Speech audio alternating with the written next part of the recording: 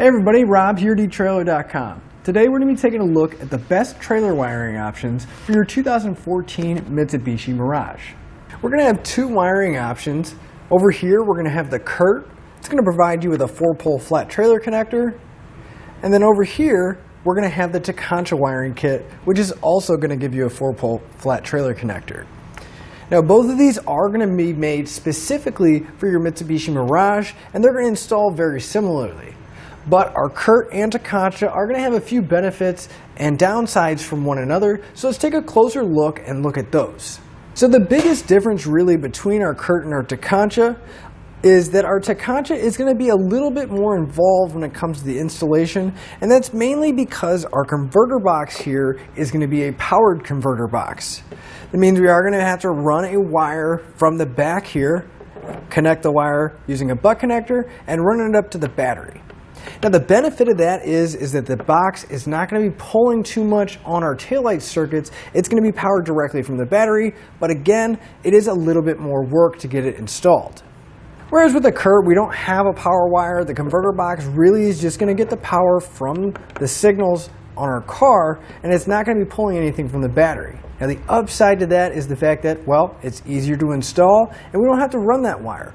But the downside is if your trailer has a lot of lights, it's going to be putting a lot of stress and strain on the taillight circuit because it doesn't have its own power. Aside from the powered converter box and the non-powered converter box, there's not really a whole lot of differences between our wiring. They're both going to have T-connector style connectors, which is just going to plug in line with our taillight circuit. So one end will plug into the actual taillight itself, and then one end will plug into the harness. That way it gets the signals, come into our converter box, and out through our trailer connector.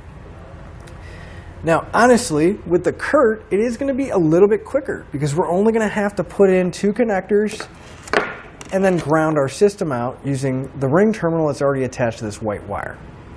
So once you do that, really then it's just a matter of putting the panels back in and you're ready to go.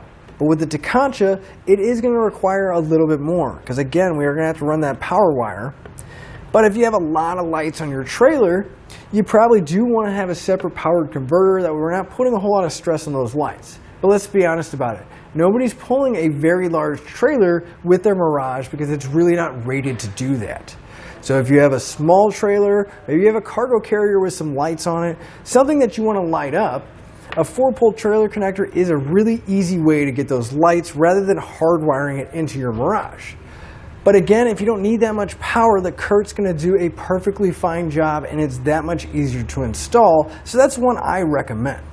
With all that being said, again, I'm Rob here at etrailer.com, and that'll finish up your look at the best trailer wiring options for your Mitsubishi Mirage.